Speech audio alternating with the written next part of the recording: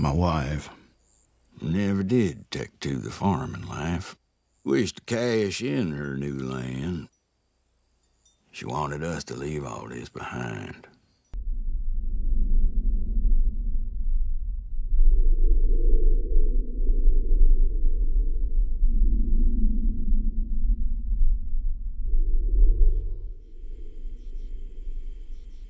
I had come to hate her.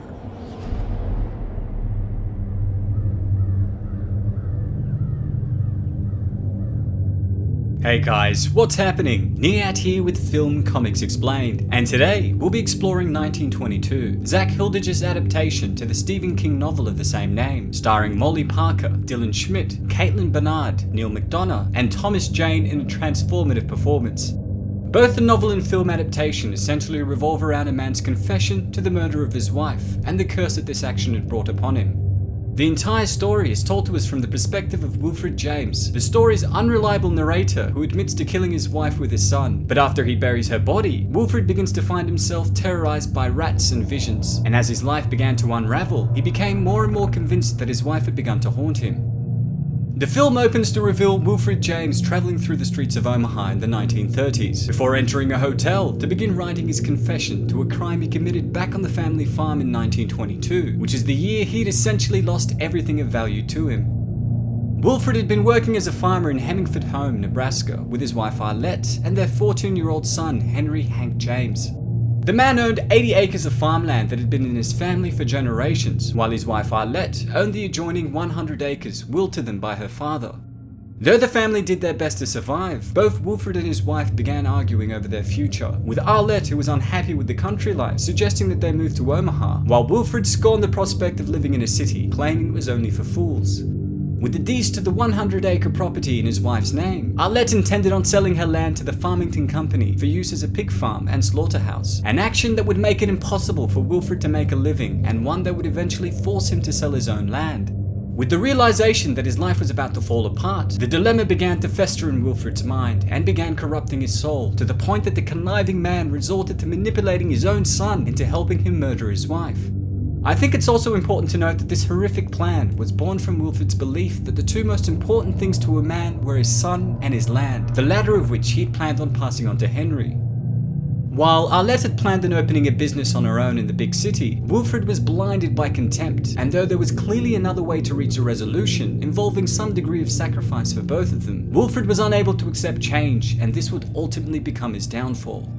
Now, Arlette had come up with a bit of a compromise, suggesting that they sell both lots of land, split up the money, and get a divorce, which is what she believed he'd really wanted. But Wilfred was ignorant to this, especially because she had intended on taking the boy away from him. Using the newfound love of his son Henry and Shannon, who was the daughter of his neighbour Harlan, Wilfred was able to convince the boy that Arlette was going to rip him away from both his father and his new flame, and insisted that they must protect the things that they care about, even if this meant that someone had to die.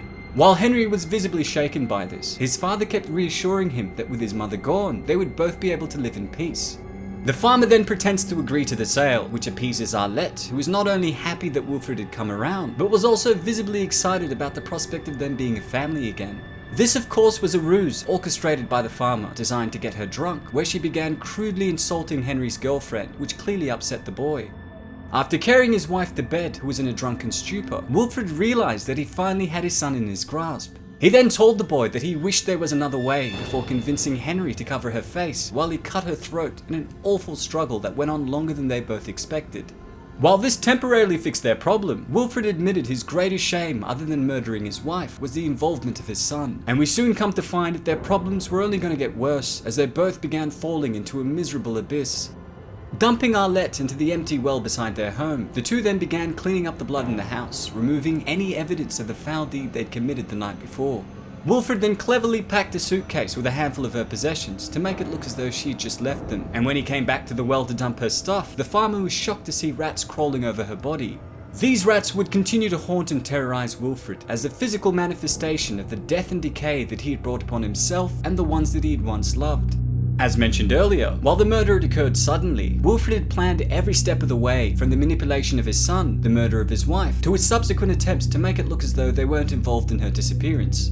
Although Wilfred believed his missing wife would be quickly forgotten, he neglected to take into consideration the fact that his wife was in the middle of a land deal, and we soon see a lawyer named Lester that represented the Farmington Company arrive at the home hoping to speak to Arlette. Wilfred tells Lester that his wife had simply left them a while back, but the lawyer found it difficult to believe the story, especially considering all the money she was entitled to as a result of the deal she was planning on signing. Though Henry did corroborate his story, Lester went back to the city, assuring the pair that he sensed something was not right about their tale. Anticipating that Lester would seek the help of the sheriff, the seemingly simple farmer began developing another plan to cover the body of Arlette, which was visible from above. Realizing that filling in his well would look suspicious, Wilfred forced one of his cows to fall through the door of the well before putting it down, which now gave the father and son a legitimate reason to fill it in. After the anticipated arrival of Sheriff Jones, Wilfred briefly mentioned the death of his cow, which had fallen into the well, but Jones ignores this and asks to take a look at the home. While going through the property, the farmer explained that his wife had taken her good clothes and jewelry and left in the early morning without saying goodbye, getting the sheriff to pay close attention to the details he wanted him to see. And even though Jones had found her shoes under the bed, which was the only piece of evidence the pair had forgotten to hide, he ended up leaving the property, having seemingly found no proof of a crime. The next few months passed with little incident, and they even had a great harvest, but although the two tried to move on with their lives, Henry was visibly troubled by the nightmare of what they had done, causing his girlfriend to grow increasingly concerned about his change in behaviour. However, the cunning Wilfred quickly reassured her that what she thought was brooding was actually Henry being lovesick over her.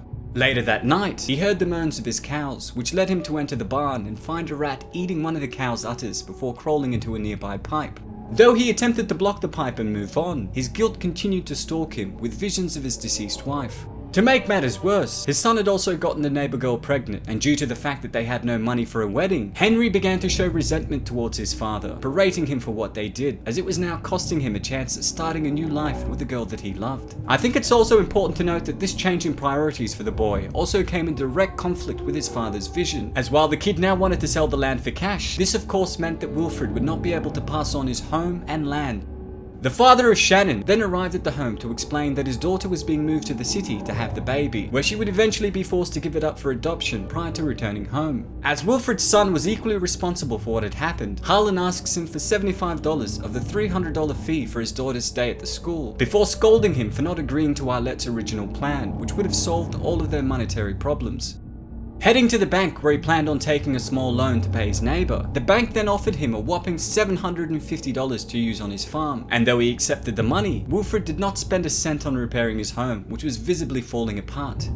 By this time, his son had also left him and begun a life of crime as a robber, and as his house decayed, so too did the mind of Wilfred, who had spent all of his money on drink to forget the horrible things he had done. This in turn led to an increase in the number of times that he saw visions of his wife, and the number of rats that were now around him, representing the death and decay that he had brought upon himself. Heading back to the present day where Wilfred was in the process of writing his confession, we could also see a rat crawling from a hole in the wall behind him, indicating that his guilt would follow him wherever he went.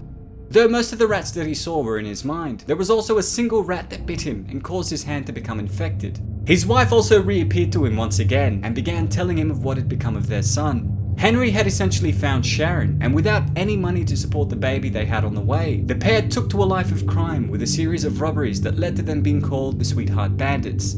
After being spotted in a diner, Shannon was shot in the abdomen, causing her to lose the baby and die shortly after due to blood loss, after which the boy then took his own life by shooting himself in the head.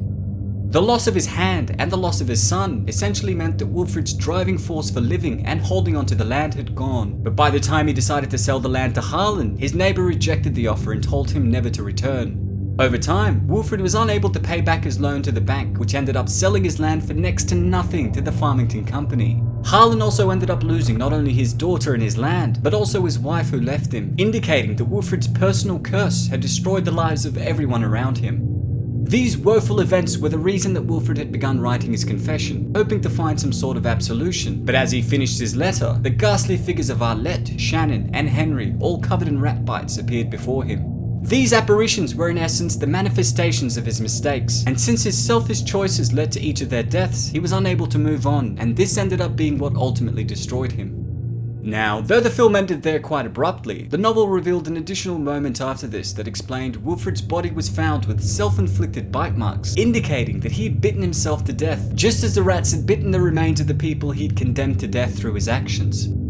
This slow-burning tragedy is less of a horror film and more of a reflection of consequences. The haunting cinematography, atmospheric soundtrack, and outstanding performance by Jane help deliver an unsettling story that revolves around self-inflicted misery in what has to be one of the best Stephen King adaptations of late. Well, that's all for today, folks. Thanks to all of you guys who requested we take a look at 1922. I'm curious to hear what you guys thought of the film, so please share this in the comments below. If there's any other stuff you'd like me to check out, please don't hesitate to ask. As always, it's been a pleasure. Neat here with Film Comics Explained. Thanks for stopping by. She can't say those things about Shannon. Oh, but she will. She'll split you and Shannon up too, I guarantee that. If we let her. This is the only way, boy. But you got to help me. Will ya? With a pillow or something. It would be too slow. Too painful.